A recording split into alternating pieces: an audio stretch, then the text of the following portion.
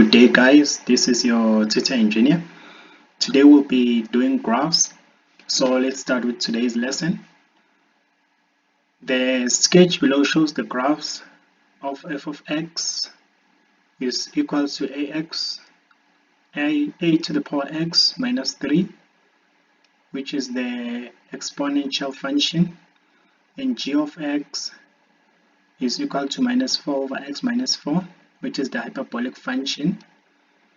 Point A is a point on graph of f. Okay, here is point A, and B is the point on graph of G. Here is point B. C is the x-intercept of the graphs. Here is point C. So let's start with the first question. The first question says write down the domain for f. Okay, so let's first locate. This is the graph of f. So the domain is the values of x for which this graph is applicable. So basically, to write the domain for f, we're going to say x is the element of real numbers. Okay, so since this graph is applicable from minus infinity to positive infinity, so let's go to 4.1.2, the range of G. So this is graph G. So the range is the values of y for which graph G is applicable. So you can see graph G is an asymptote at minus 4. So we're going to say here the range y has to be greater than minus 4 because the graph starts from above minus 4 going up to infinity. And then we're going to say where y is the element of real numbers. Okay, now let's go to 4.1.3, the equation of the asymptote of f. So this is the graph of f. So what is the equation for it? Asymptote, we know that here is the line of the asymptote at minus 3. So we're going to write that equation as y is equal to minus 3 since that line is cutting across the y-axis. Okay, so let's go to the next question, 4.2. Show that the value of a is 3 to the exponent minus 1. So remember that the value of a is that a there for function f of x. So now let's show that it is 3 to the exponent minus 1. So let's write the answer here. So let's first write f of x. Remember, f of x is a to the power x minus 3. Okay, so what do we have? We have f of x going through point A. Point A has the value of y, which is 6, and then the value of x coordinate is minus 2. So here we're going to replace the value of y with 6, and then the value of x as minus 2, and then we're going to start solving for x. So when you solve for x, 3 is going to come this side, is going to be positive. Then here we're going to be left with a to the power minus 2. So this is going to be 9 is equals to a to the power minus 2. Okay, so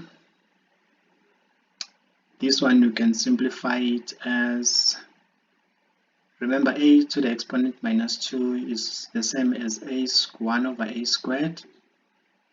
So cross multiplying will be left with a squared is equal to 1 over 9. Okay, since we are solving for a, I'm going to put square root on both sides. We'll be left with a is equal to plus or minus 1 over 3. Okay, now we can safely say that a is going to be plus or minus 3 exponent minus 1. Since the function of the exponent is decreasing, so basically our a is always positive, right? So the base of the exponential function is always positive. So let's write it like that.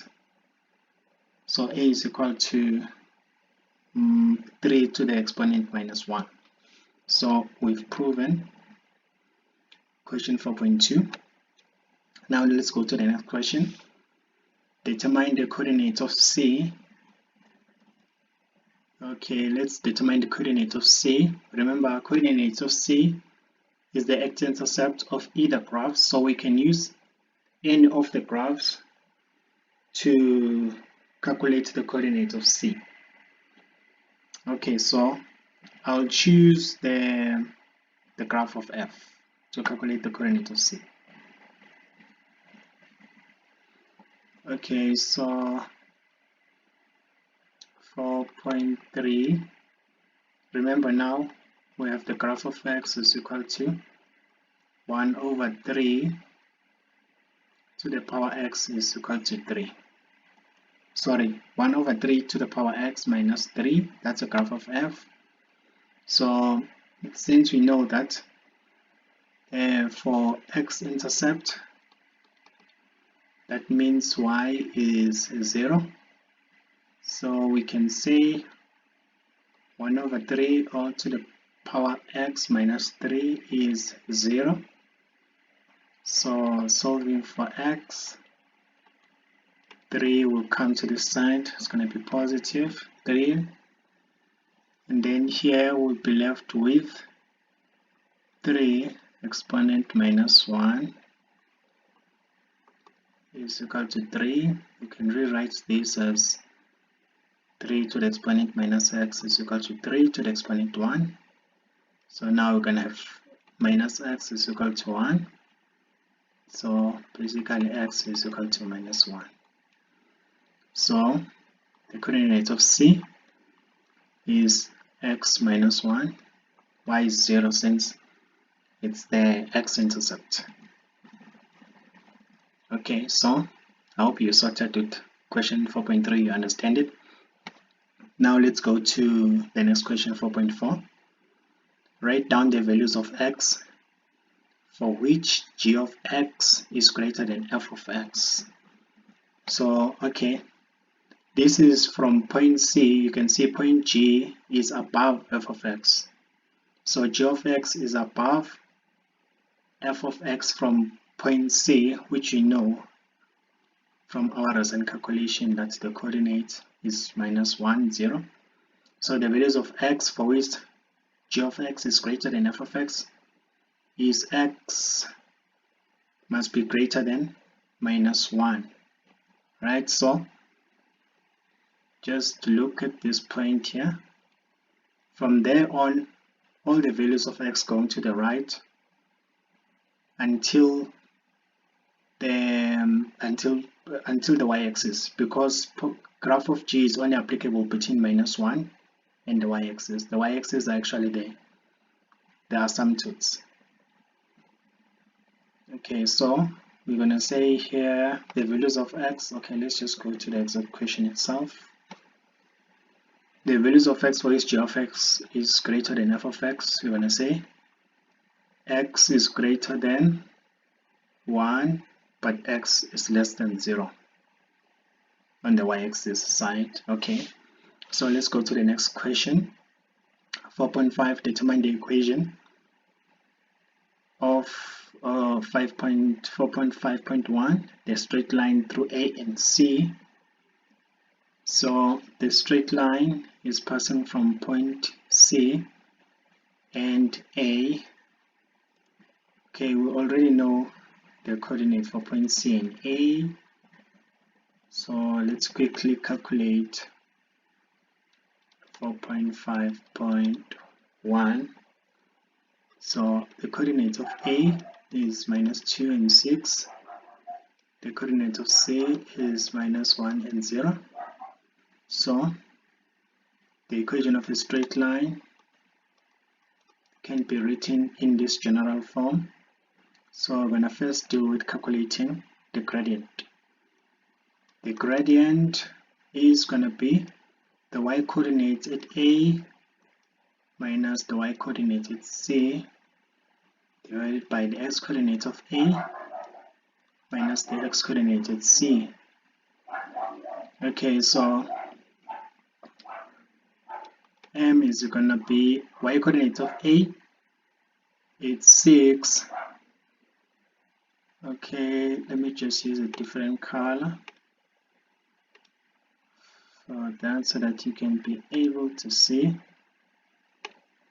Okay, so this is the y-coordinate at A, it's 6 minus the y-coordinate at C, 0, divided by x-coordinate at A is minus 2 minus x-coordinate at C is minus 1.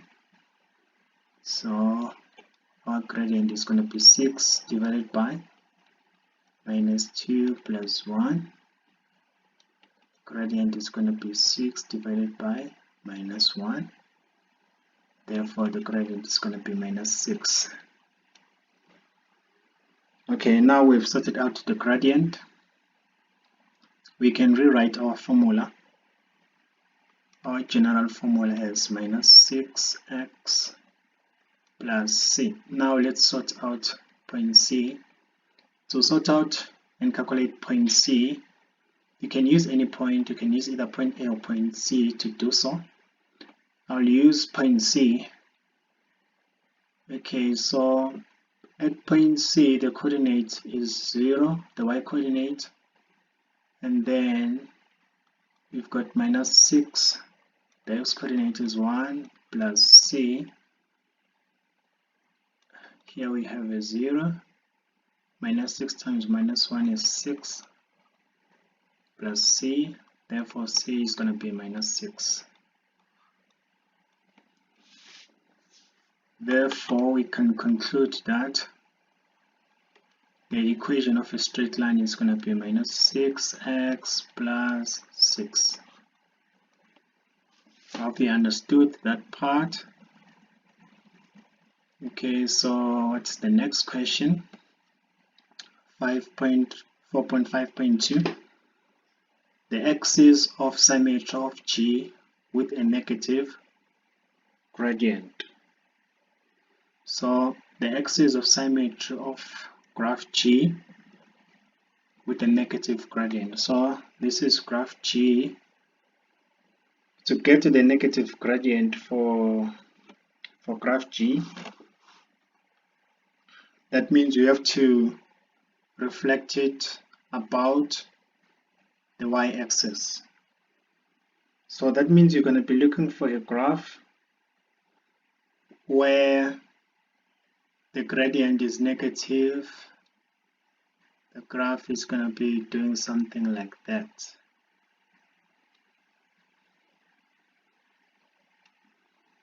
Okay, so that one will have a negative gradient. So the axis of symmetry is going to be y, basically there. So that's how we're going to answer the question. The axis of symmetry is y. Okay, where G has a negative gradient. Okay, so 4.6.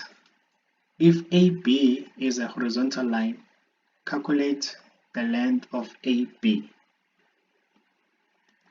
Okay, let's calculate the length of AB. Okay, so we only need to find the coordinates of B, then we'll know what will be the length of AB. What question is it? Let's check. It's 4.6. Okay, let's find out the coordinate of B. Okay, so we know that B and A, they share the same y coordinates of 6 since they are both in a horizontal line. So I'll call this xb coordinate, and the y coordinate, you know that is going to be 6. So I'm going to substitute for 6 on graph G to get the coordinate of B. So since I know that graph G is that one, okay, let me write graph of G here.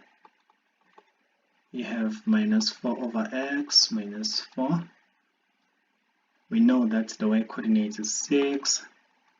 So that means we'll solve for x to get the x coordinate of B. Here you're going to have 6 plus 4 is equal to 4 over x. 10 is equal to minus 4 over x. And then basically x is going to be minus 4 over 10. Therefore x is going to be minus 2 over 5. That's the x coordinate at B. So to get the distance between A and B, now that you know the x coordinate at B, let's just go back to the red color. Let's go back to the red color. Now the x coordinate at B is minus 5 over 2, comma 6. So the distance is going to be the difference in the x coordinates. So you're going to say AB, since they're on the horizontal line, is going to be 2